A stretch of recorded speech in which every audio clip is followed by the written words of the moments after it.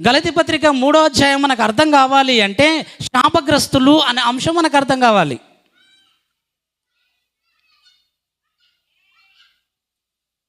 ఒక ఒక ఒక పాఠాన్ని, ఒక అంశాన్ని మనం ముందుంచుకొని మనం మాట్లాడితే మనకు బాగా అర్థమవుతుంది అన్నమాట. పౌలు, మహాభక్తుడైనటువంటి పౌలు, ఆయన ఎక్కడ ప్రసంగం చేసినా ఒక అంశం గురించి మాట్లాడేవాడు. మృతుల పునరుద్ధానం అది ఒక అంశం గురించి మాట్లాడేవాడు. అన్యజనుల గురించి అది ఒక అంశం గురించి మాట్లాడేవాడు. సున్నతి పొందినవారు అది ఒక అంశం మీద మాట్లాడేవాడు. ఇశ్రాయేలీల గురించి అది ఒక అంశంగా మాట్లాడేవాడు. బల్లారాధన అది ఒక అంశం మీద మాట్లాడేవాడు. 1 కొరింథీ 11వ అధ్యాయంలో ఆయన ఏ ప్రసంగం చేసినా ఒక అంశం, ఒక టైటిల్ పెట్టి మాట్లాడేవాడు పౌలు భక్తుడు. మనము కూడా ఒక సందర్భాన్ని ముందుంచుకొని మనము ధ్యానిస్తే మనకు బాగా అర్థం కావడానికి వీలవుతుందన్నమాట. అందుకే మన సంఘంలో నేను కూడా కొన్ని సందర్భాలను ఒక అంశ భాగంగా, రూపకంగా మీ దృష్టికి నేను తీసుకురావడానికి ఎంతో ప్రయత్నం చేస్తున్నాను. కాబట్టి ఈ పాట భాగాన్ని మనం బాగా ఆలోచన చేద్దాం. ముందుగా మన అంశంలోనికి మనం వెళ్దాం. కీర్తన గ్రంథం 119:21 వచనాన్ని చదవడానికి మనం ప్రయత్నం చేద్దాం. కీర్తన 119:21. కీర్తన 119:21. త్వరగా బైబిల్ చదవడానికి సిద్ధపడండి. కింద ఉన్నవారు నాకు సహకరించండి. మీరు ఎంత త్వరగా నాకు హెల్ప్ చేస్తే నేను అంత త్వరగా ఈ పాట భాగాన్ని ముగించడానికి ప్రయత్నం చేస్తాను. గర్విష్ఠులను నీవు గద్దించుచున్నావు, నీ ఆజ్ఞలను విడిచి తిరుగువాడు శాపగ్రస్తుడు. ఎవరు శాపగ్రస్తులు అని మొట్టమొదటిగా మనం అక్కడ చదువుకుంటున్నామంటే, యెహోవా ఆజ్ఞలను విడిచి తిరుగువారు శాపగ్రస్తులు. ఎవరు శాపగ్రస్తులంట? ఒకసారి అందరం గట్టిగా చెప్పుదాం. ఎవరు శాపగ్రస్తులు? యెహోవా ఆజ్ఞలను విడిచి తిరుగు వారందరూ శాపగ్రస్తులు అనే వాక్యం వల్ల మనం చదువుకున్నాం. అమ్మయ్య, ఒకటి మనకు దొరికిపోయింది బైబిల్లో. ఎవరు శాపగ్రస్తులు? అనిల్, నువ్వు నోట్ చేసుకోవాలి. ఫస్ట్ నంబర్ 1, ఎవరు శాపగ్రస్తులు అని తేలింది మనకు బైబిల్ గ్రంథంలో. యెహోవా ఆజ్ఞలను విడిచి తిరుగువారు శాపగ్రస్తులు. మీరు కూడా చెప్పాలి. మొట్టమొదటిగా ఎవరు శాపగ్రస్తులు? దేవుని ఆజ్ఞలను విడిచి తిరిగే వారందరూ కూడా ఎవరంట? శాపగ్రస్తులు. ప్రపంచ అన్యజనుల చరిత్ర పోయిన 2 వారాలు మీకు చెప్పాను. ఎలా పుట్టారు, వాళ్ళ ప్రారంభం చెప్పాను. యూట్యూబ్లో ఉంది, మీరు ఒకవేళ వినని వారు తర్వాత ఎప్పటికి వినడానికి యూట్యూబ్ ఛానల్లో ఉంది. పేరుపోగు మోజెస్ అనే ఛానల్లో పోయిన వారం ఏ అంశం మనం విన్నాం, అటుపోయిన వారం ఏ అంశం విన్నాం, ఇంకా అటుపోయిన వారం ఏ అంశం విన్నాం, మనకు మీకు గుర్తుండకపోతే మరలా జ్ఞాపకం చేసుకోండి విని. కానీ సరే, మంచిది. ఇప్పుడు మనము మొట్టమొదటిగా శాపగ్రస్తులు ఎవరు అని మనం వింటున్నాం. మొట్టమొదటిగా ఎవరు శాపగ్రస్తులని మనం విన్నాము?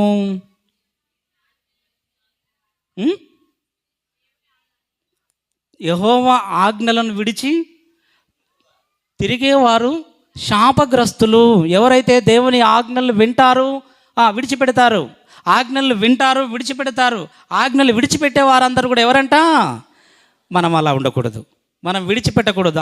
యెహోవా ఆజ్ఞలను, దేవుని మాటలను మనం విడిచిపెట్టినామనుకో మనం ఎవరమంట?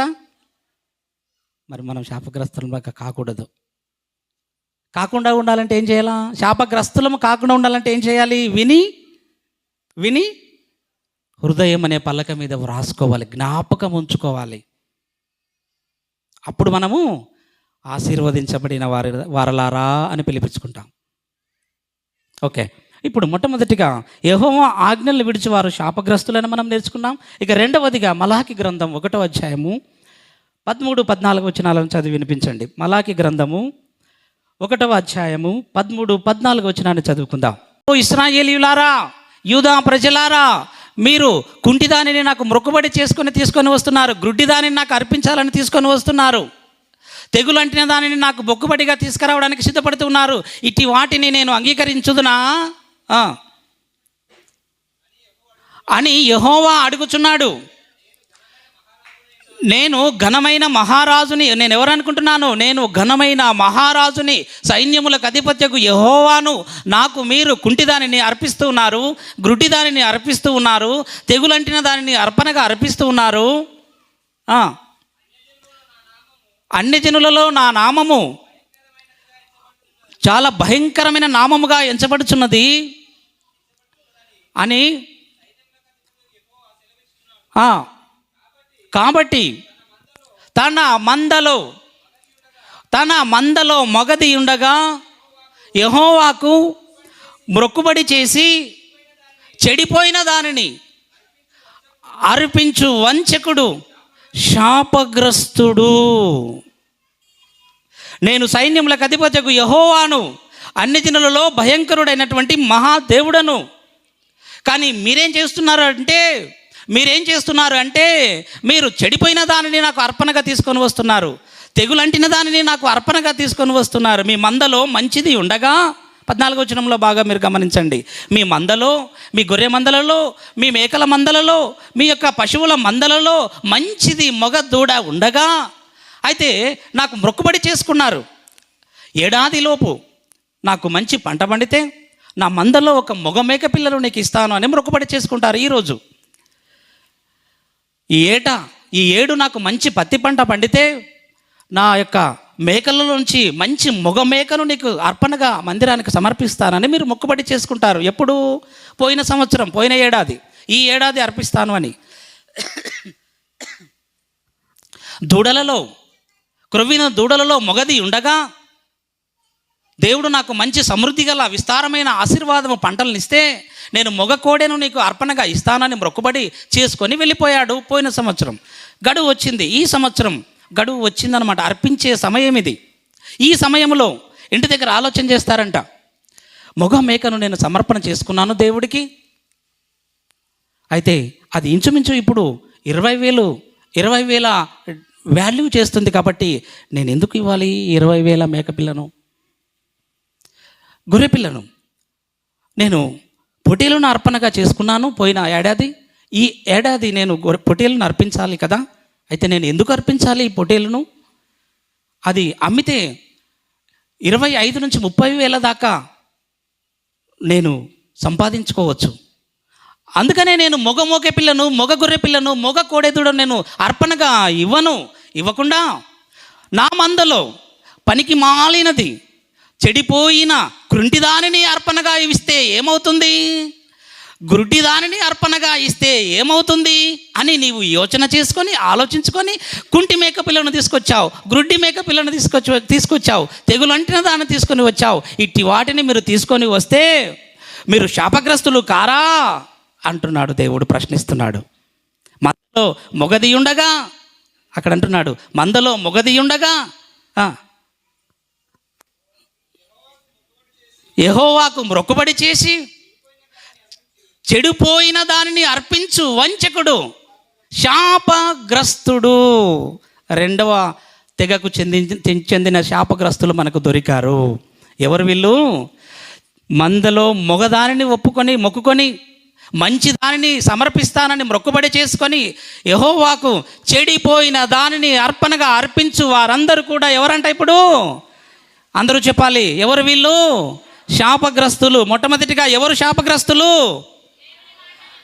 మీరు ఇప్పుడు గట్టిగా నాకు నేను అడిగిన దానికి మీరు సమాధానం చెబితే మనం ఇక్కడ ధ్యానిస్తున్నటువంటి వాక్య భాగాలను దేవుడు చూసి ఆనందిస్తాడు.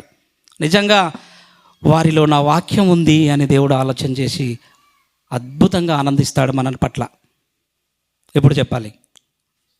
మొట్టమొదటిగా ఎవరు శాపగ్రస్తులు?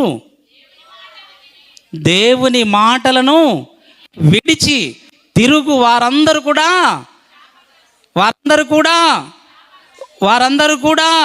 శాపగ్రస్తులు. రెండవది ఎవరు శాపగ్రస్తులు? చెడిపోయిన దానిని అర్పించే వంచకులు శాపగ్రస్తులు. మరలా మొట్టమొదటిగా ఎవరు శాపగ్రస్తులు? యెహోవా ఆజ్ఞలను విడిచి తిరిగేవారు శాపగ్రస్తులు. మొట్టమొదటిగా ఎవరు శాపగ్రస్తులు? యెహోవా ఆజ్ఞలను విడిచి తిరిగేవారు శాపగ్రస్తులు. రెండవదిగా ఎవరు శాపగ్రస్తులు? చెడిపోయిన దానిని అర్పించే వంచకులు. అమ్మాయ, ఇంత కష్టపడాలి రెండు చెప్పడానికి, మీరు విన్నదాన్ని చెప్పాలన్నమాట. సరేనా? ఇప్పుడు మూడవదిగా ఎవరు శాపగ్రస్తులో మనం త్వరగా వెళ్దాం. ఈ చెడిపోయిన వాటిని రెండవదిగా ఎవరు శాపగ్రస్తులని కనుక మనం ధ్యానించినట్లయితే ఇది ఆత్మీయ అర్థంలోనికి మనం డీప్గా వెళ్తే చాలా రెఫరెన్స్లు ఉంటాయి. నేను కట్ చేస్తున్నాను. లేవికాండం 1:10 నిర్దోషమైన మొగదానిని దేవునికి అర్పించాలి. మొగదానినే అర్పించాలి. కోడెల్లో కానీ గొర్రె మేకల్లో కానీ నిర్దోషమైన ఏడాది కోడెదూడను కానీ గొర్రెం పోటీలను అర్పించాలనే వాక్యంలో ఉంటుంది. మీరేం తీసి చదవద్దండి. ద్వితీయోపదేశకాండం 17:1 కూడా అవలక్షణములు గల దానిని దేవునికి బలిగా అర్పించకూడదు. కరెక్ట్గా అన్ని అవయవాలు కరెక్ట్గా ఉన్న గొర్రెను మేకను కోడెను అర్పించాలి. ఇది ధర్మశాస్త్రంలో కుంటి దానిని దేవునికి బలిగా అర్పించకూడదు. గురుడి దానిని దేవునికి బలిగా అర్పించకూడదు. తెగులు వచ్చిన దాన్ని దేవునికి బలిగా అర్పించకూడదు. ఇది పాత నిబంధన హిస్టరీ. అలా అర్పిస్తే వాడు వంచకుడు అవుతాడు. అలా అర్పిస్తే వాడు ఎవరవుతారు? శాపగ్రస్తులు అవుతారు. అలా ఇశ్రాయేలీయులు చాలామంది అలా అర్పించారు. మంచి వాటిని ప్రక్కకు పెట్టి చెడిపోయిన వాటిని దేవుని మందిరానికి తీసుకొని వచ్చేవారు. ఈ రోజుల్లో చాలామంది నేను కూడా చూస్తున్నాను. ఉదాహరణకు చెప్తున్నాను, చాలామంది హుండీలో కానక పెట్టెలో ఎలాంటివి లోట్లు వేస్తున్నారంటే ఎక్కడ ఏ షాపోడు తీసుకోనని లోటు. కిరాణా మంగట్లో చెల్లకుంటుంది. కిరాణా మంగ షాప్లో ఇది బోధని చెప్పింటాడు. అయితే దీన్ని ఎక్కడ చెల్లించాలి? దీన్ని ఎక్కడ చెలమని చేయాలి? దీన్ని చర్చిలో కానుకేద్దాం, పాస్టర్కి కానుకేద్దాం. నాకు ఒక ఆయన 500 రూపాయలు కానుక పెట్టాడు. అది చూస్తే చినిగిపోయింది, అతికిచ్చి ఇచ్చినాడు. నాకు 2కి చినిగిపోయింది, టేప్ వేసి అతికిచ్చినాడు. అది చూస్తే మంచిగానే కనిపించింది మడత ఉన్నప్పుడు. ఓపెన్ చేస్తే మధ్యలో టేప్ కనిపిస్తుంది అనమాట. ఎవరి దగ్గర తీసుకెళ్ళినా పోలేదు. చివరికి ఏం చేశానంటే మన ఇక్కడ పెట్రోల్ పోస్తాడు చూడు, అన్న పేరు ఏముంది నాకు తెలియదు, డీజిల్ అమ్ముతాడన్న, ఆ బాబుకి ఇచ్చాను. బాబు ఇది లోటు అయితే పోదు, నీకు ఇస్తున్నాను, పోకపోతే నాకే తెచ్చియ్యు. నువ్వు డీజిల్ దగ్గర పెట్రోల్ దగ్గర ఎక్కువ లోట్లు ఉంటాయి కాబట్టి నువ్వు దాన్ని మార్చేస్తావు కాబట్టి నీకు ఇస్తున్నాను, పోలేదంటే నాకు తీసుకొని రా తమ్ముడు అని ఆ బాబుకి ఇచ్చాను. ఆ బాబు పోగొట్టు వచ్చాడు పెట్రోల్ బంకులో, ఎక్కువ లోట్ల దగ్గర చెల్లించుకొని వచ్చాడు. నేను ఎందుకు చెప్తున్నాను ఈ ఉదాహరణ అంటే, ఇక తర్వాత 10 రూపాయల లోట్లు ఉంటాయి, అన్ని చినిగిపోయిన లోట్లే. అంటే అందరూ కాదు, కొంతమంది అన్నమాట.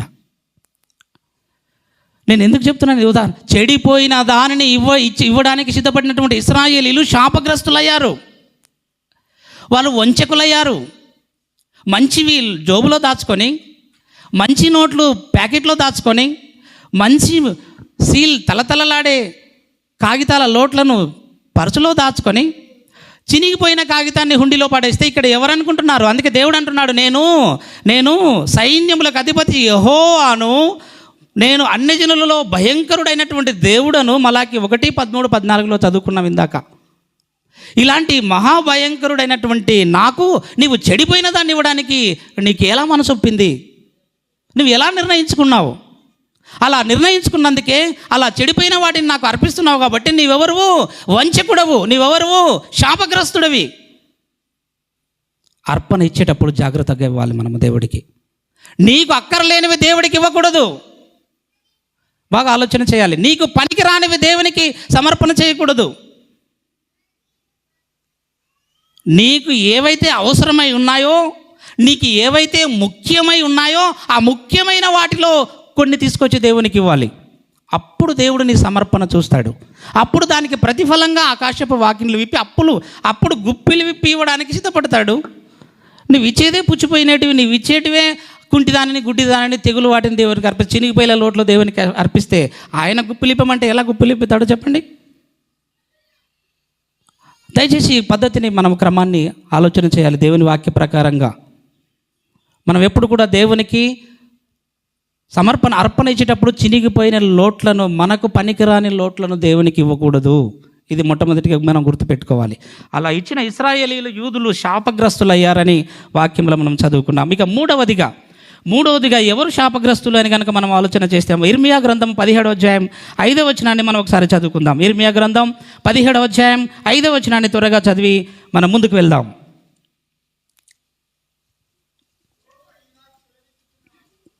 యెహోవా ఇలాగు సెలవిచ్చుచున్నాడు,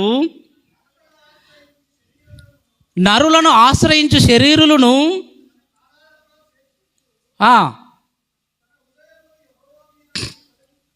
తన హృదయమును యెహోవా యొద్ద నుండి తొలగించుకొనువాడు శాపగ్రస్తుడు. దొరికారు. మూడవ తెగకు సంబంధించిన శాపగ్రస్తులు మనకు దొరికారు బైబిల్లో. వీళ్ళు ఎలాంటి శాపగ్రస్తులు అంటే, వీరు ఎలా శాపగ్రస్తులు అయ్యారు అంటే, తమ హృదయమును మరలా రిపీట్ దాన్ని ఒకసారి చదువు అన్న. తన హృదయమును యెహోవా మీద నుండి తొలగించుకొనువాడు శాపగ్రస్తులు. ఎవరైతే తమ హృదయాన్ని యెహోవా యొద్ద నుండి యెహోవా మీద నుండి తొలగించుకుంటాడో వాళ్ళందరూ శాపగ్రస్తులే. ఉదాహరణకు నేను కొన్ని 2 ఉదాహరణలు చెప్తాను. త్వరగా మీరు ఎవరు చదవకండి, నేను రెఫరెన్స్ చెప్పి మీకు చదివి వినిపిస్తాను. ఇక్కడ కనుక మనం ఆలోచన చేస్తే మొదటి రాజుల గ్రంథము 11:10 వచనములో సొలొమోను అనే మహారాజు ఉన్నాడు. ఇక్కడ సొలొమోను అనే మహారాజు ఉన్నాడు. అయితే ఈ యొక్క రాజు తన యొక్క హృదయం ఒకప్పుడు దేవుని యందు ఇష్టమైనదిగా ఉండేది. తన యొక్క హృదయము దేవుడు ఏది చెప్తే అది చేసేవాడుగా ఉండేవాడు. అంటే ఏదైనా చెప్పాలనుకున్నా దేవుని జ్ఞానాన్ని కోరుకునేవాడు సొలొమోను మహారాజు. అలాంటి గొప్ప మహారాజు ఏమయ్యాడు అంటే, తర్వాత 11వ అధ్యాయం అంతా మీరు చదివితే తన హృదయమును యెహోవా యొద్ద నుండి తొలగించుకొనెను, ఇతర దేవతల త్రట్టు తమ హృదయమును త్రిప్పివేసిరి అని ఉంటుంది అక్కడ అతని యొక్క భార్యలు. అయితే ప్రారంభం నుంచి దేవుని మీద తన యొక్క హృదయాన్ని నిలుపుకొని మధ్యలోకి వచ్చిన తర్వాత తన హృదయాన్ని యెహోవా యొద్ద తొలగించుకుంటే శాపగ్రస్తుడు అని మనం చదువుకున్నాం. కాబట్టి సొలొమోను తన హృదయాన్ని ఇతర దేవతల తట్టు త్రిప్పివేసుకున్నాడు. యెహోవా యొద్ద నుండి యెహోవా మీద నుండి తన హృదయాన్ని తొలగించుకున్న రాజెవరు? సొలొమోను. అందుకనే సొలొమోను శాపగ్రస్తుడయ్యాడు.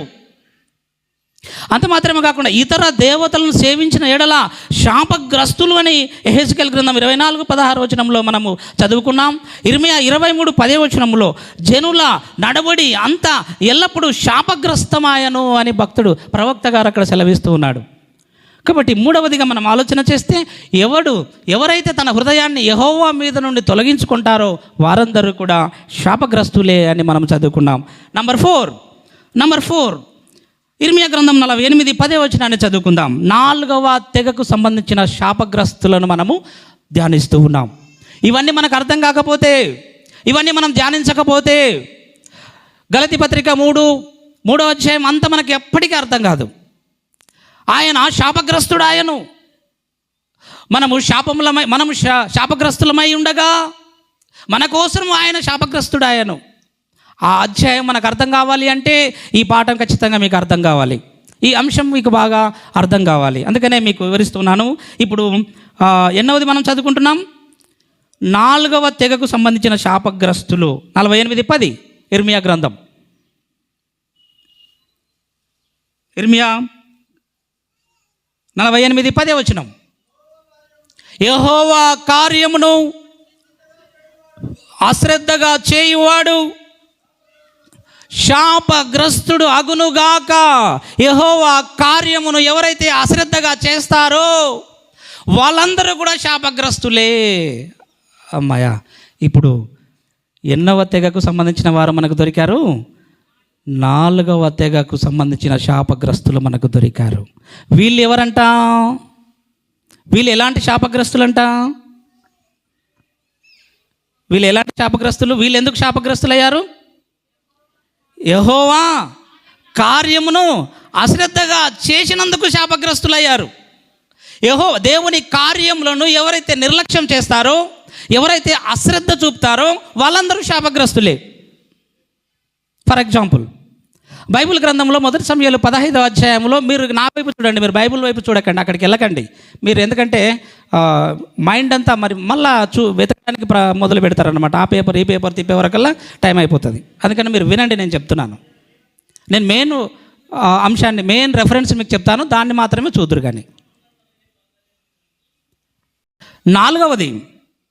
4వ తెగకు సంబంధించిన శాపగ్రస్తులు ఎవరంటే, యెహోవా కార్యమును అశ్రద్ధగా చేసేవాళ్ళు శాపగ్రస్తులు. ఎలా దేవుని కార్యాలను అశ్రద్ధగా చేశారు పూర్వం బైబిల్ గ్రంథంలో? ఉదాహరణ మనం 2 చూద్దాం. ఒక ఇద్దరిని మనం ఎగ్జాంపుల్గా ధ్యానిద్దాం దేవుని వాక్యాన్ని. ఈ రోజుల్లో కూడా చాలామంది యెహోవా కార్యాలను అశ్రద్ధగా చూస్తారు, చులకనగా చూస్తారు. ఏముందిలే ఏముందిలే అని, యవనస్తుల కూడిక ఏముందిలే, బల్లారాధన ఏముందిలే. దేవుని కార్యక్రమం జరుగుతుంది అంటే నిర్లక్ష్యం, అజాగ్రత్త, అశ్రద్ధ, హేళనాస్పదం. వీళ్ళందరూ కూడా ఏ తెగకు సంబంధించిన వారుగా వస్తారు అంటే శాపగ్రస్తుల తెగకు సంబంధించిన వారిగా వస్తారని గుర్తు చేస్తున్నాను. ఈ రోజుల్లో నా ప్రేమైన దేవుని వారలారా, ఆ రోజు ఏం జరిగిందో ఇప్పుడు కూడా అదే జరుగుతుంది. అందుకనే యేసుప్రభువు వారు జీసస్ చెప్తున్నాడు, శపించబడిన వారలారా అని. ఈరోజు కూడా అన్నాడు. ఆ మాట ఎప్పుడో అనలేదు, ఎప్పుడో అన్న మాట కాదు అది. ఈరోజు క్రొత్త నిబంధనలో అన్న మాట, శపించబడిన వారలారా అనగా శాపగ్రస్తులారా మీరంతా వెళ్ళండి అన్నాడు. వెళ్ళండి. ఎక్కడికి వెళ్ళమన్నాడు? ఎక్కడికి వెళ్ళమన్నాడు? ఇంటికి వెళ్ళమన్నాడా? ఎక్కడికి వెళ్ళమన్నాడమ్మా? శపించబడిన వారలారా, నా తండ్రి చేత శపించబడిన వారలారా, మీకును అపవాదికిని మీకును సిద్ధపరచబడిన నిత్యాగ్ని దండనకు వెళ్ళండి అన్నాడు. శపించబడిన వారిని ఎక్కడ పంపిస్తాడంట? ఇంటికి కాదు, నిత్య నాశనానికి, అగ్నిగుండానికి పంపిస్తాడు. కాబట్టి ఇక్కడ యెహోవా ఆజ్ఞలు విడిచి తిరిగే వారు శాపగ్రస్తులు. వారిని ఎక్కడ పంపిస్తాడంట దేవుడు? నిత్యాగ్ని దండనకు పంపిస్తాడు. రెండవ రకమైన శాపగ్రస్తులు. రెండవసారి శాపగ్రస్తులుగా తీర్పు పొందిన వారు. గుడ్, ఇలా గుర్తుపెట్టుకోవాలి. చెడిపోయిన దానిని అర్పించిన వంచకులు శాపగ్రస్తులు. మీరు కూడా చెడిపోయిన దానిని అర్పించారు, మీరు శాపగ్రస్తులు, మీరు నిత్యాగ్ని దండనకి వెళ్ళండి అంటాడు మన ప్రభువైన యేసుక్రీస్తు వారు. ఇక మూడవదిగా శాపగ్రస్తులు ఎవరైనా మనం తెలుసుకున్నాం. తన హృదయమును యెహోవా మీద నుండి తొలగించుకునే వాళ్ళందరూ శాపగ్రస్తులు, మీరు కూడా నిత్యాగ్ని దండనకి వెళ్ళండి అన్నాడు జీసస్ ఇప్పుడు క్రొత్త నిబంధనలో. ఇప్పుడు నాలుగవదిగా ఎవరు శాపగ్రస్తులు అని కనుక మనం ధ్యానిస్తే, యెహోవా కార్యమును అశ్రద్ధగా చేయువారు శాపగ్రస్తులు, మీకు కూడా నిత్యాగ్ని దండన వెళ్ళండి అన్నాడు యేసుప్రభు వారు. ఈ 4 తెగల్లో మనం ఏ తెగకు సంబంధించిన శాపగ్రస్తులము అని ఈరోజు నీవు నేను పరీక్షించుకోవాలి. మనము పరీక్ష చేసుకోవాలి. అప్పుడే బల్లలో చెప్పేయాలి, అప్పుడే బల్లారాధనలోకి మనం ప్రవేశించాలి. నా ప్రియమైన దేవుని వారలారా, యెహోవా ఆజ్ఞలను విడిచి తిరిగే శాపగ్రస్తుల లిస్టులో మనం ఉన్నామా? చెడిపోయిన దానిని అర్పించే వంచకుల జాబితాలో మనం ఉన్నామా? యెహోవా కార్యమును అశ్రద్ధగా చేసే శాపగ్రస్తుల జాబితాలో మనం ఉన్నామా? అలా ఉంటే బలలో రావడానికి మనకు అర్హత లేదని వాక్య ప్రకారంగా మీకు సెలవిస్తున్నాను. నాలుగవదిగా యెహోవా కార్యమును అశ్రద్ధగా చేయువారు ఎవరని కనుక మనం ఆలోచన చేస్తే, ఫర్ ఎగ్జాంపుల్, ఒక ఆయన ఉన్నాడు, ఒక కార్యాన్ని ప్రారంభించాడు. ఆయన పేరు యెహోషువ గ్రంథములో మనం కనుక చదివితే, 2వ అధ్యాయం నుంచి మీరు చదివితే, తర్వాత మీరు వినండి, బైబిల్ చూడొద్దండి. యెహోషువ ఒక కార్యాన్ని చేపట్టాడు. ఆ కార్యం పేరే యెహోవా పేరిట యుద్ధం చేయాలని ఒక కార్యాన్ని తలపెట్టాడు. మొట్టమొదటిగా ఏ దేశంపై మనం యుద్ధాన్ని చేయాలి అని కనుక వారు సిద్ధపడ్డారంటే యెరికో పట్టణంపై మనం యుద్ధం చేయాలని రెడీ అయ్యారు. రెడీ అయ్యేటప్పుడు ఒక అనౌన్స్మెంట్ చేశాడు జాషువా. ఎలాంటి ప్రకటన చేశాడు అంటే, ఇశ్రాయేలు సైన్య అధిపతులారా, సైన్యములారా, మనం యెరికో పట్టణంపై యుద్ధానికి వెళ్తూ ఉన్నాం. ఆ పట్టణము శపించబడినటువంటి పట్టణం, ఆ పట్టణము శాపగ్రస్తమైనటువంటి పట్టణం, అది యెహోవా చేత విసర్జింపబడినటువంటి పట్టణం, అది శపించబడినటువంటి పట్టణం కనుక అందులో నుంచి మీరు ఏ చిన్న వెండినైనను బంగారునైనను అందులో ఉన్న దేనినైనను మీరు తీసుకున్నవాడు కూడా శాపగ్రస్తుడు అయిపోతాడు. కాబట్టి దయచేసి మరలా చెప్తున్నాను, యెరికో పట్టణంలో దేనిని కూడా మీరు ముట్టుకోకూడదు, అంటే తీసుకొని ఇంటికి రాకూడదు అన్నాడు యెహోషువ. సరే అన్నారు అందరూ. మందిరం దగ్గర వచ్చి అందరూ ప్రార్థన చేసుకున్నారు, యుద్ధానికి వెళ్ళడానికి సిద్ధపడ్డారు. మేము అసలు 1 తులం వెండి కూడా తీసుకోము అని నిర్ణయం చేసుకున్నారు. అందరూ 1 గ్రామ్ బంగారు కూడా తీసుకోము రాజా అన్నారు యెహోషువతో. యుద్ధానికి వెళ్ళారు. యెరికో పట్టణంపై యుద్ధం చేస్తూ ఉన్నారు. భారీ యుద్ధం, ఘోరంగా యుద్ధాన్ని జరుపుతూ ఉన్నారు. యెరికో పట్టణాన్ని ధ్వంసం చేస్తున్నారు, దాన్ని ఓడించుతూ ఉన్నారు. అయితే ఒక ఆయనకు అక్కడున్నటువంటి మిగుల వెలగల బంగారు నగలపై కన్ను పడింది ఒక ఆయనకు. దీన్నంతా మేము అగ్నితో కాల్చివేయాలా?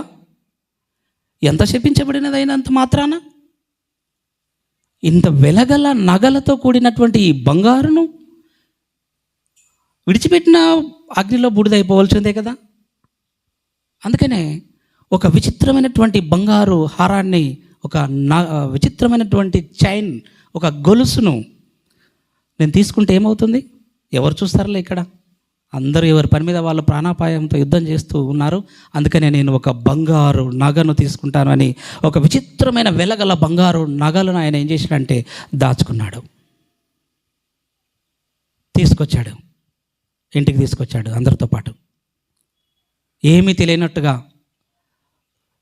శపించబడిన పట్టణంలో, ఎరికో పట్టణంలో నుంచి ఆ యొక్క బంగారు నగను తీసుకున్నాడు, బంగారు చైన్ గొలుసును తీసుకున్నాడు, దాచుకున్నాడు.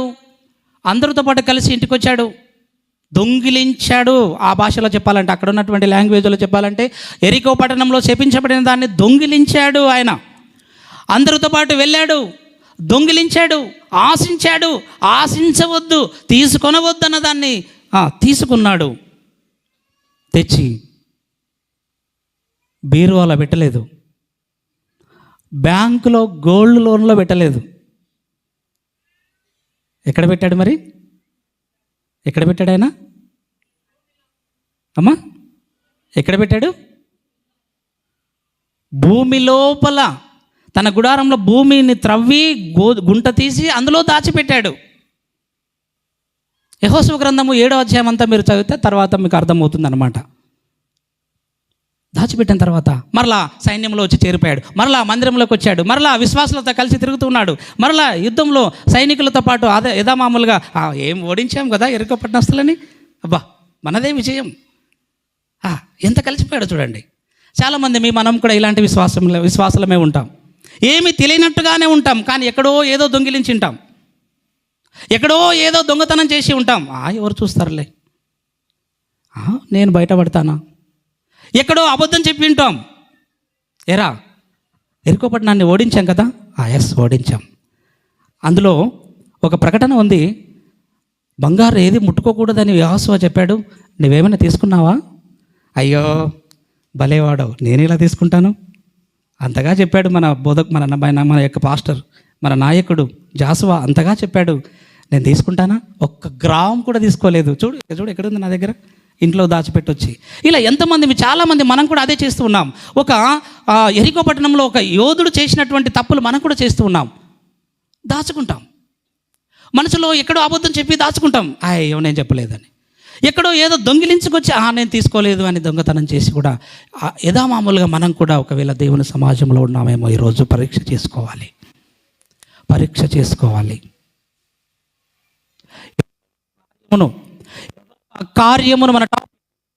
కార్యమును అశ్రద్ధగా చేసిన ఆ యొక్క యుద్ధ వీరుడు, యోధుడు, అతనికి పట్టిన గతి ఏంటో తెలుసా? మరి నెక్స్ట్ రోజు హాయి పట్టణంపైకి యుద్ధానికి వెళ్ళారు. మరలా 3000 మందితో యుద్ధానికి వెళ్ళారు, పంపాడు జాషువా. అయితే అందులో ఇశ్రాయేలీయులు పరాజయం పాలయ్యారు, ఎంతోమంది చచ్చిపోయారు, ఓడిపోయారు. ఎరికో పట్టణం పెద్దది, విజయం పొందారు. హాయి పట్టణం చిన్నది, ఓడిపోయారు. ఎందుకు ఓడిపోయాం?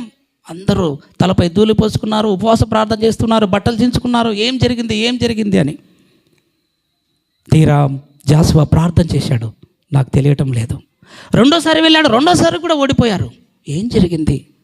దేవా, నువ్వు పరిష్కారం చేయాలి, మీరు మాకు సహాయం చేయండి అని యెహోషువ ప్రార్థన చేసినప్పుడు, నేను ముందే చెప్పాను, ఎరికో పట్టణంలో శపించబడిన దాన్ని మీరు ముట్టుకోకూడదు, 1 గ్రామ్ బంగారు కూడా తీసుకోకూడదని నేను చెప్పాను. కానీ నీలో ఒకడు ఎరికో పట్టణంలో ఉన్న బంగారు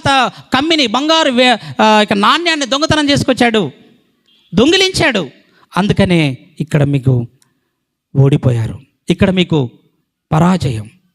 అపజయం పాలయ్యారు. మరి ఏం చేయాలి దేవా? ఆ దొంగిలించిన వాడు ఎవడో, ఆ శపితమైన దాన్ని ముట్టినవాడు ఎవడో, ఆ శపించబడిన వాడు, ఆ శాపగ్రస్తుడు ఎవరో, అతన్ని వెతికి పట్టుకొని అగ్నితో కాల్చి బూడిద చేస్తేనే నేను మీతో ఉంటాను అన్నాడు దేవుడు. అప్పుడు యెహోషువ ఎంక్వైరీ ప్రారంభించాడు. ఎంక్వైరీ వేస్తే అప్పుడు అన్ని గోత్రాలలో రూబేను గోత్రం దొరకలేదు, సిమ్యోను గోత్రం దొరకలేదు, 12 గోత్రాలు దొరకలేదు, కానీ ఒక గోత్రం పట్టుబడింది. ఆ గోత్రం ఎవరు? ఏ గోత్రం పట్టుబడింది? ఏ గోత్రంపై ఎంక్వైరీ స్టార్ట్ చేస్తే ఏ గోత్రం బయటపడింది? యూదా గోత్రము పట్టుబడింది. ఆ యూదా గోత్రంలో ఎవరు ఎవరు ఎవరు మళ్ళీ జల్లడ మళ్ళీ విభాగించి ఎంక్వైరీ ప్రారంభిస్తే ఎవరు పట్టుబడ్డారు? ఆకాను పట్టుబడ్డాడు. దేవునికి మహిమ కలుగును గాక. ఆకాను పట్టుబడ్డాడు. ఆకాను, నీకు ఎన్నోసార్లు చెప్పాను, యుద్ధ యోధులందరికీ చెప్పినట్లు నీకు చెప్పాను, శపించబడిన దానిలో ముట్టువాడు శాపగ్రస్తుడు. ఇది యెహోవా కార్యం, ఇది యెహోవా కార్యం. ఈ కార్యాన్ని నిర్లక్ష్యం చేశావు. ఈ యుద్ధం యెహోవాది. అన్ని జనులపై మనకు విజయం కలిగించే ఈ కార్యం నీవు అశ్రద్ధ చూపావు, నువ్వు అజాగ్రత్త చేశావు. అందుకని నువ్వు శపించబడిన వాడివి, అందుకే నువ్వు శాపగ్రస్తుడివి. కనుక దేవుడు నిన్ను రాళ్లతో కొట్టి చంపి అగ్నితో కాల్చివేయమన్నాడు. ఇందులో ఏ మార్పు ఉండదని ఆకానును అతని కుటుంబాన్ని కూడా అగ్ని చేత కాల్చి బూడిద చేశారు. ఇది ఉదాహరణ.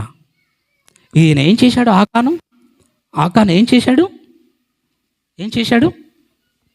చేశాడు? మన యొక్క అంశభాగానికి రావాలి. ఇర్మియా గ్రంథం 48:10 చదవండి. ఇర్మియా గ్రంథం 48:10. యెహోవా కార్యమును అశ్రద్ధగా చేయువాడు ఎవరు? శాపగ్రస్తులు. ఇప్పుడు ఆకాను శాపగ్రస్తుడా కాడా? శాపగ్రస్తుడే. ఇంకొక ఆయన, మొదటి సమూయేలు గ్రంథం 15వ అధ్యాయాన్ని కనుక మనం ఆలోచన చేస్తే అక్కడ ఒక ఆయన, ఒక రాజు, ఓ రాజా, ఇశ్రాయేలీలకు నీవు మొట్టమొదటి రాజువు. నేను చెప్తున్నాను, ఆ ఇశ్రాయేలీల అరణ్య ప్రయాణములో ఐగుప్తు దేశాన్ని వారు వదిలి అరణ్య మార్గం గుండా ప్రవేశించినప్పుడు, రెఫీదీము అనే అరణ్యానికి వచ్చినప్పుడు అక్కడ ఒక జనాంగం ఇశ్రాయేలీలపై దాడి చేసింది. ఇశ్రాయేలీలను భయంకరంగా యుద్ధం చేసింది. వాళ్ళతో వారిపై కనికరించకుండా, వారిపై జాలి చూపకుండా వారిని మరి ఎంతోమందిని చంపేశారు. కాబట్టి అలాంటి జనాంగాన్ని నువ్వు మిగిల్చకూడదు, వారిని చంపివేయాలి. ఒక్కరిని కూడా ఉండకుండా నువ్వు కాల్చి బూడిద చేయాలి. వారి పశువులను చంపేయాలి, వారి మేకలను కూడా చంపేయాలి. ఎందుకంటే వారు శపించబడినటువంటి వారు. వారిని మిగిల్చకూడదు అని ఆజ్ఞాపించాడు దేవుడు ఇశ్రాయేలీల మొట్టమొదటి రాజుకు. ఆ రాజు పేరు స్త్రీలు చెప్తారు. స్త్రీలు చెప్పండి, ఆ రాజు పేరు చెప్పండి, చెప్పాలి.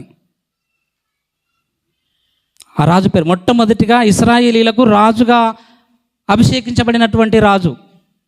క్లూ కూడా ఇచ్చాను మీకు. ఇప్పుడు పురుషులు చెప్తారు. ఎవరు? చెప్పు మళ్ళీ ఒకసారి గట్టిగా చప్పట్లు కూడా దేవుని మహిమ పరదాం. ఎవరు? సౌలు మహారాజు. ఇశ్రాయేలీలకు మొట్టమొదటి రాజు అంటే మీరేం చెప్పాలి? సౌలు అని చెప్పాలి. ఇశ్రాయేలీలకు రెండవ రాజు అంటే మీరేం చెప్పాలి? అంటే నాకు తెలిసి ఒకరు లేదా ఇద్దరు ముగ్గురు మాత్రమే దేవుని వాక్యాన్ని విన్నారు, విని జ్ఞాపకం ఉంచుకున్నారని నేను అర్థం చేసుకుంటాను. దీన్ని బట్టి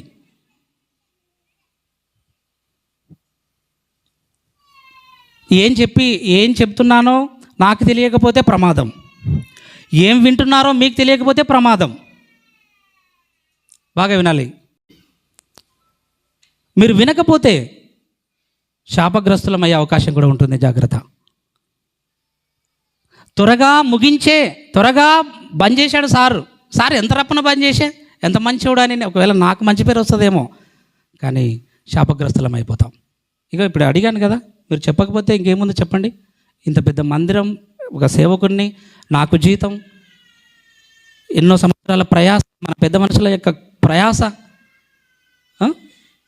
సంఘస్థుల యొక్క ప్రయాస, మనమంతా వాక్యం వినాలనే కదా.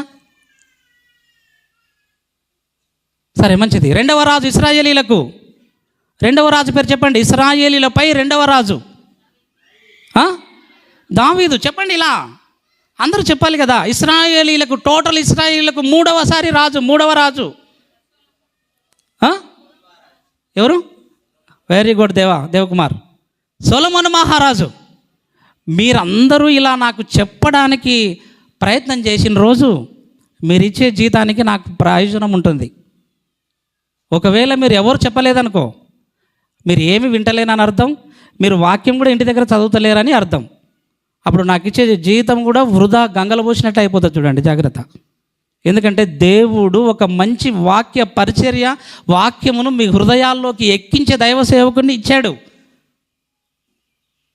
ఆ యొక్క అదృష్ట భాగ్యాన్ని, ఆ భాగ్యాన్ని మీరు కనుక త్రోసి వేసుకుంటే ఇంతకన్నా శాపగ్రస్తమైనది మరొకటి ఉండదని నేను దేవుని వాక్య ప్రకారంగా తెలియజేస్తున్నాను. రైట్, ఇక్కడ ఉన్నాము ఇప్పుడు మనము. యెహోవా కార్యమును అశ్రద్ధగా చేయువాడు శాపగ్రస్తుడు. సౌలుకు చెప్పాడు, సౌలా, అమాలేకుల జాతి వారు మిమ్మల్ని బాధించారు, మీతో యుద్ధం చేశారు, మార్గ మధ్యంలో మీపై అటాక్ చేశారు, కాబట్టి వారిని చంపేసేయాలంటే సౌలు ఏం చేశాడంటే వారిని చంపివేయకుండా, వారి మేకల్ని చంపివేయకుండా, వారి పొట్టేళ్లను చంపివేయకుండా, వారి దూడలను చంపివేయకుండా యెరూషలేము పట్టణానికి తీసుకొని వచ్చాడు, ఇశ్రాయేలు దేశానికి తీసుకొని వచ్చాడు. అందుకనే దేవుని కోపం సౌలు మహారాజుపై మండి, సౌలా, నీవు నా కార్యాన్ని అశ్రద్ధగా చేశావు, అమాలేకులపై యుద్ధం ప్రకటించమని చెప్పాను, అమాలేకులను కాల్చివేయమని చెప్పాను, అయితే నీవేం చేశావు? శేషాన్ని మిగిల్చి వచ్చావు. అందుకనే నీవు శాపగ్రస్తుడివి, అందుకని నిన్ను ఇశ్రాయేళ్ల మీద రాజుగా ఉండకుండా నేను త్రోసివేస్తున్నాను అని సింహాసనంపై దించేశాడు దేవుడు సౌలు మహారాజును. ఎందుకో తెలుసా? నువ్వు శాపగ్రస్తుడివి. ఎందుకో తెలుసా? ఇర్మియా 48:10 ప్రకారం యెహోవా కార్యమును అశ్రద్ధగా చేసిన సౌలు శాపగ్రస్తుడు, యెహోవా కార్యమును అశ్రద్ధగా చేసిన ఆకాను శాపగ్రస్తుడు.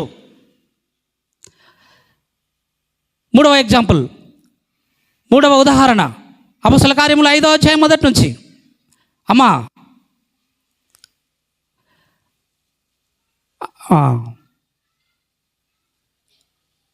అన్నా, నీ భూమి వేలలో ఇంతకే అమ్మితివా అన్నాడు. అవును సార్, ఇంతకే అమ్మాను. ఇప్పుడు మీ మైండ్లో రావాలి ఆలోచన,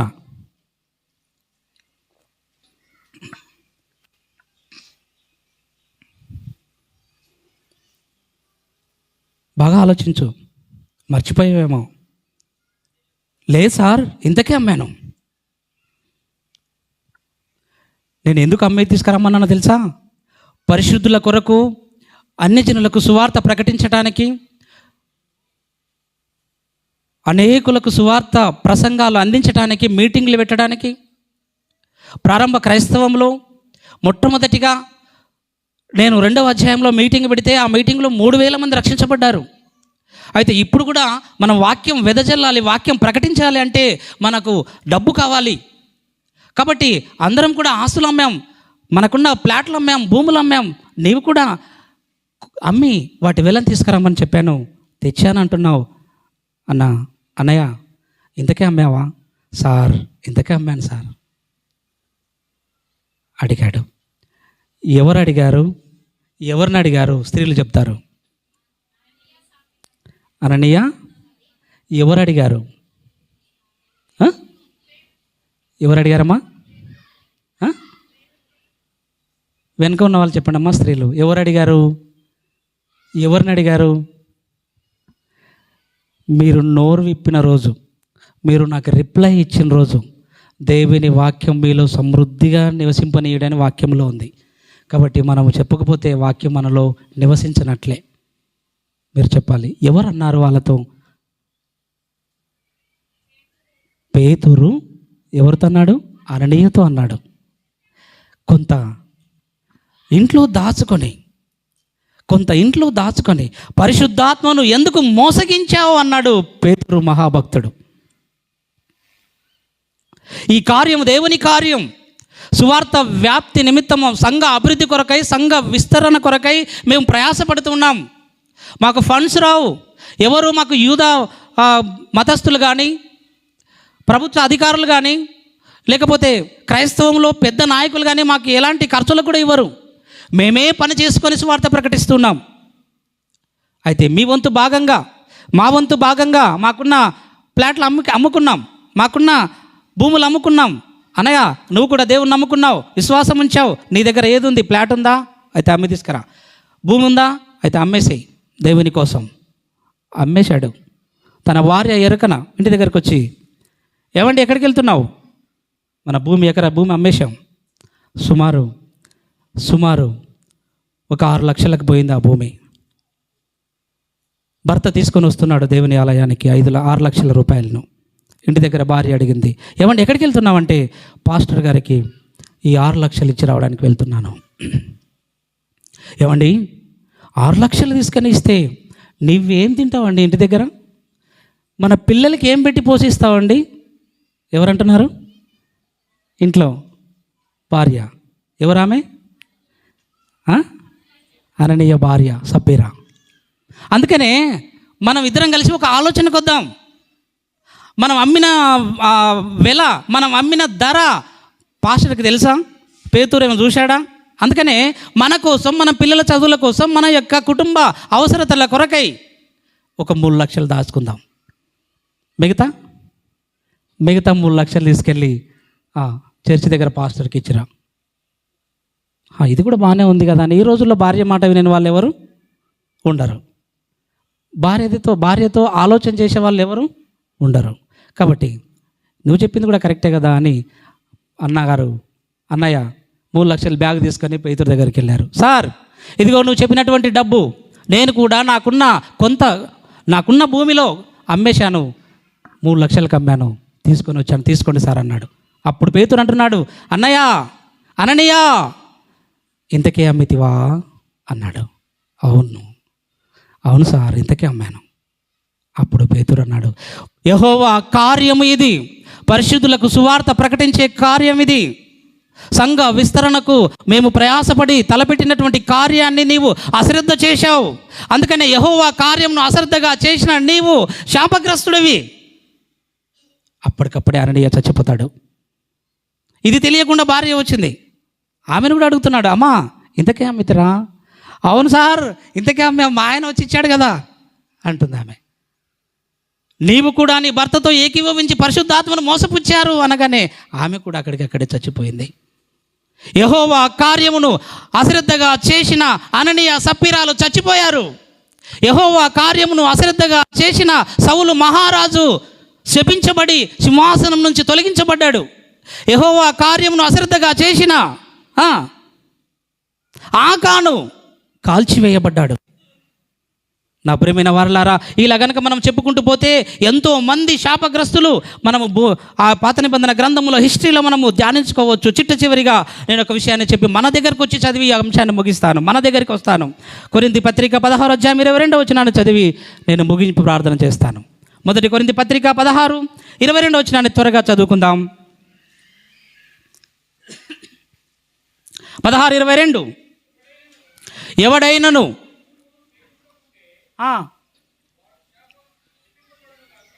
ఎవడైనను ప్రభువును ప్రేమింపకుంటే వాడు శపింపబడను గాక. వాడు శపించబడిన వాడు. ప్రభువును ప్రేమించకుంటే, ఈరోజు ఎవరైతే జీసస్ను ప్రేమించకపోతే వారెవరంట? శపించబడిన వారు అని వాక్యములు మనం చదువుకున్నాం. అందుకనే యేసుప్రభువు వారు పేతురును చూసి, సీమోను పేతురు నువ్వు నన్ను ప్రేమిస్తున్నావా అని అడిగాడు. గుర్తొచ్చిందా మీకు? సీమోను పేతురు నువ్వు నన్ను ప్రేమిస్తున్నావా? మొదటిసారి అడిగాడు. అవును ప్రభువా, ఎస్ నేను నిన్ను ప్రేమిస్తున్నాను. రెండవసారి, సీమోను పేతురు నువ్వు నన్ను ప్రేమిస్తున్నావా? ప్రభువా నీకు తెలియదా? అవును నిజంగా నేను ప్రేమిస్తున్నాను. మూడవసారి మరలా నన్ను ప్రేమిస్తున్నావా? చెక్ చేసుకో. ఒకసారి అడిగే మాట 3 సార్లు అడిగితే అందులో ఏం అర్థం వస్తుందో మనం బాగా ఆలోచన చేయాలి. అంటే ఆయనలో ఇంకా ఏమైనా బలహీనత ఉందేమో, ఇంకా ఏమైనా సందేహం ఉందేమో అని అర్థం. బాగా చూసుకో, ఆలోచన చేసి చెప్పండి. లేదు ప్రభువా నేను నిన్ను ఎంత ప్రేమిస్తున్నానో అది నీకే తెలుసు అన్నాడు పేతురు. ఎందుకో తెలుసా? ప్రేమించకపోతే శాపగ్రస్తులు అయిపోతారు. పేతురుకు తెలుసు, సీమోను పేతురుకు, నేను ఒకవేళ నిన్ను ప్రేమించకపోతే నేను శపించబడిన వారిలోకి వెళ్ళిపోతాను. అందుకనే ప్రభువా నిన్ను ప్రేమిస్తున్నాను అన్నాడు. రైట్. ఇంకొక మాట చదువుకుందాం. యోహాను సువార్త ఇప్పుడు చదివిన రెఫరెన్స్ ఎక్కడుందంటే యోహాను సువార్త 21:15 వచనం నుంచి 17 వచనాల వరకు ఉంటుంది. మీరేం చదవకండి. రోమపత్రిక 9:3 చదువుకుందాం. రోమపత్రిక 9:3. నా సహోదరుల కొరకు నేను క్రీస్తు నుండి వేరై శాపగ్రస్తులనై కోరుచున్నాను. నేను ఒకవేళ క్రీస్తు నుండి వేరైతే నేను శాపగ్రస్తుడనవుతాను. బాగా ఆలోచించాల మాటను. ఇంతవరకు ఎవరైతే యేసుప్రభువు నమ్ముకొని రక్షించబడి మారు మనసు పొంది బాప్తిసం తీసుకొని వారం మందిరానికి వస్తున్నాను కదా అని, నెల బల్లలో పాలు పొందుతున్నానని, ఒకవేళ తర్వాత క్రీస్తును వదిలిపెడితే, తర్వాత క్రీస్తు దూరం అయిపోతే వాళ్ళంతా ఎవరంట? శాపగ్రస్తుల లిస్టులోనికి వస్తారు. ఈరోజు నా ప్రియమైన దేవుని సంగమా, ప్రభువును నమ్ముకొని తర్వాత మరలా వెనుకడుగు వేసామా? నమ్ముకొని మరలా లోకంలో కలిశామా? నమ్ముకొని పాటలు బాగా పాడి వాక్యం బాగా చదివి పరిచర్య బాగా చేసి మళ్ళీ తర్వాత సినిమాలకు షికారులకు లోకంలో కలిసిపోతే నువ్వు శాపగ్రస్తుడవే అని వాక్యంలో ఉన్నది.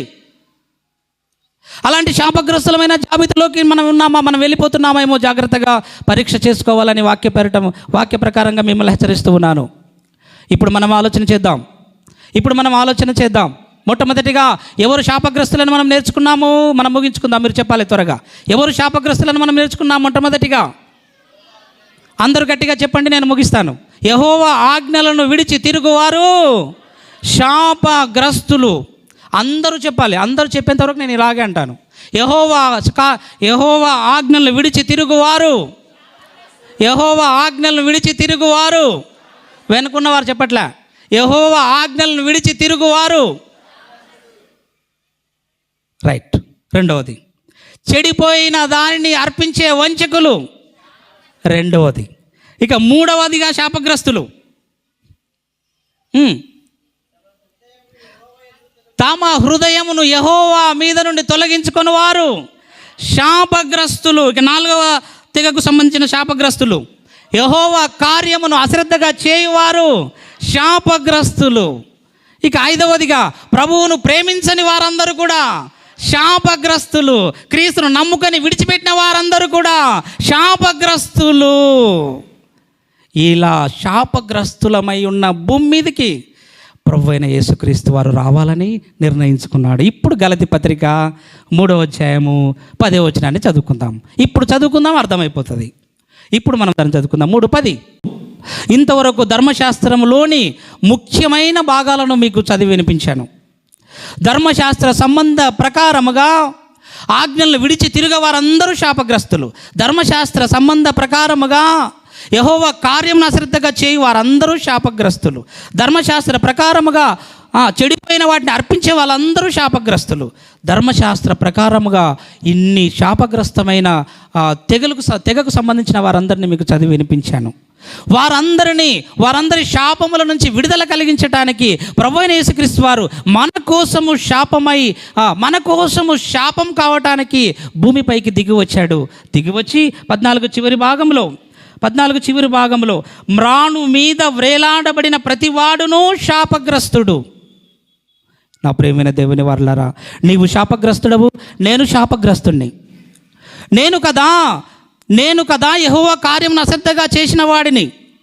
మనము కదా వంచకులము. మనము కదా తెగులు దాన్ని అర్పించిన వాళ్ళము. మనము కదా చెడిపోయిన దానిని అర్పించి శాపగ్రస్తులమయ్యాము. మనము కదా యెహోవా కార్యమును తిరస్కరించిన వారము. మనము కదా యెహోవా ఆజ్ఞలను విడిచి తిరిగి శాపగ్రస్తులమయ్యాము. మనము కదా ప్రభువును ప్రేమించని శాపగ్రస్తులము. మనము కదా కొంతవరకు నమ్ముకొని విడిచిపెట్టిన శాపగ్రస్తులము. నేను శాపగ్రస్తులమై ఉన్నప్పుడు ప్రభువైన యేసుక్రీస్తు వారు మన శాపము నుంచి విడుదల కలిగించటానికి ఆయన శాపమై మ్రాను మీద వ్రేలాడడానికి సిద్ధపడ్డాడు. ఇశ్రాయేలీయుల ధర్మశాస్త్ర కాలంలో మ్రాను మీద ఎవరిని వ్రేలాడదీస్తారంటే శాపగ్రస్తున్నే వ్రేలాడదీస్తారు. యేసుప్రభు వారు శాపగ్రస్తులై ఉన్నారు. వారు మరణానికి అర్హులు. ఆకాను శాపగ్రస్తుడు, మరణించాడు. అయితే వీరందరూ శాపగ్రస్తులు, మరణానికి అర్హులు. నేను శాపగ్రస్తున్నై సిలువపై వేలాడుతాను అని యేసు ప్రభువు వారు 2000 సంవత్సరాల క్రితం రకరకాల శాపగ్రస్తులమైనటువంటి మనందరి కొరకు ఆయన సిలువపై ఎక్కి శపించబడిన వాడుగా, శాపగ్రస్తుడిగా మ్రానుపై వేలాడుతున్నాడు. ఒకసారి గట్టిగా చప్పట్లు కొట్టి ప్రభువైన యేసుక్రీస్తు వారిని మన హృదయంలో చేర్చుకుందాం. నా పాపముల కొరకై మనము శాపగ్రస్తులమై ఉన్నప్పుడు మనపై వేలాడి శపించబడిన వాడివిగా ఉన్నావు. యేసు ప్రభువా, నువ్వు శపించబడిన వాడవు కాదు, ఎందుకంటే నువ్వు దేవుని ఆజ్ఞలు విడిచి ఎన్నడూ తిరగలేదు కనుక నువ్వు శాపగ్రస్తుడవు కాదు. యేసు ప్రభువా, నీవు యెహోవా కార్యములను ఎన్నడూ కూడా విడిచిపెట్టి తిరగలేదు.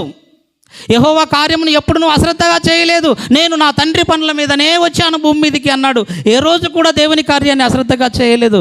నీవెందుకు శాపగ్రస్తుడివై మ్రాను మీద వేలాడవయ్యా అంటే, మీరు శాపగ్రస్తులు. మీరు యెహోవా కార్యాలను విడిచి తిరుగు పెడుతున్నారు. మీరు యెహోవా కార్యాన్ని అశ్రద్ధగా చేస్తున్నారు. మీరు యెహోవా మాటలను వినకుండా తిరుగుతున్నారు. మీ హృదయాన్ని దేవుని ఎదురుని తొలగించుకొని తిరిగి శాపగ్రస్తులయ్యారు. కనుక నేను శాపగ్రస్తుని కాదు. మరెందుకు వేలాడుతున్నాను అంటే, మీ శాపముల నిమిత్తమై నేను శాపగ్రస్తున్నై మ్రానుపై వేలాడుతున్నాను.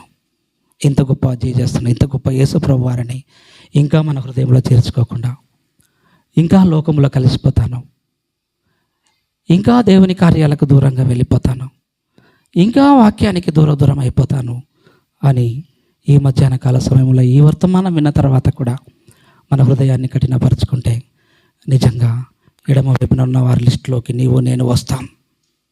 ఎడమ వైపులోనికి మీరు రావాలని ఆశపడుతున్నారా? లేదా కుడివైపులో ఉన్న జాబితాలోకి నువ్వు రావాలని ఆశపడుతున్నావా? ఎడమ వైపుకి వెళ్ళిపోతే శాపగ్రస్తుల లిస్టులోకి వెళ్ళిపోతాం. కుడివైపులో ఉన్న లిస్టులోకి వస్తే ఆశీర్వదించబడిన గుంపులోకి మనం వస్తాం. కాబట్టి నా ప్రియమైన వారలారా, అట్టి ఆశీర్వదించబడిన గుంపులోనికి మనమందరం కూడా రావాలి అని, శపించబడిన లిస్టులో నుంచి మనము ప్రత్యేకించబడి మారు మనసు పొంది ఉండాలని మరొకసారి ఈ యొక్క శాపగ్రస్తులు ఎవరు అన్న అంశం ద్వారా మీ అందరికీ తెలియజేస్తూ ఇంతటితో ఈ వాక్యాన్ని ముగిస్తున్నాను. దేవుడు తన మాటలు దీవించి ఆశీర్వదించునుగాక. ప్రార్థన చేసుకుందాం. పరిశుద్ధుడా, ప్రేమ గల మా తండ్రి, జీవం గల మా దేవా, జీవాధిపతి, సర్వోన్నతుడా, సర్వశక్తిమంతుడా, మరొకసారి శాపగ్రస్తులు ఎవరు అనే వాక్య భాగమును మేమందరం విన్నాం. ఇదిగో మా తండ్రి, మేమయ్యా శాపగ్రస్తులం. మేమయ్యా మీ మాటలను విడిచిపెట్టి తిరిగి శాపగ్రస్తులమయ్యాం. మేమయ్యా చెడిపోయిన దాన్ని అర్పించిన వంచకులమైనటువంటి శాపగ్రస్తులం. మేమయ్యా మీ కార్యాలను అశ్రద్ధగా చేసినటువంటి శాపగ్రస్తులం. మేమయ్యా మిమ్మల్ని ప్రేమించిన శాపగ్రస్తులం. మేమయ్యా కొన్నాళ్ళు నమ్ముకుని దూరంగా వెళ్ళిపోయినటువంటి శాపగ్రస్తులం. మా అందరి కొరకు మీరు శాపమై సిలువలో వేలాడినటువంటి మా రక్షకుడుగా, మా విమోచకుడిగా ఈరోజు మా మధ్య నిలిచి ఉన్నావు. ఇదిగో మా తండ్రి, ఇక మీదట మేము శాపగ్రస్తులముగా ఉండకుండా, ఇదిగో నాయనా, మేము ఆశీర్వదించబడినటువంటి జాబితాలోనికి, కుడివైపులోనికి రావటానికి మీ సహాయాన్ని మాకు అందిస్తారని కోరుకుంటూ మా ప్రభువును మీ ప్రియకుమారుడైన యేసు పరిశుద్ధ నామములో ఈ ప్రార్థన అడుగుచు వేడుకొంచున్నాను మా తండ్రి. ఆమేన్.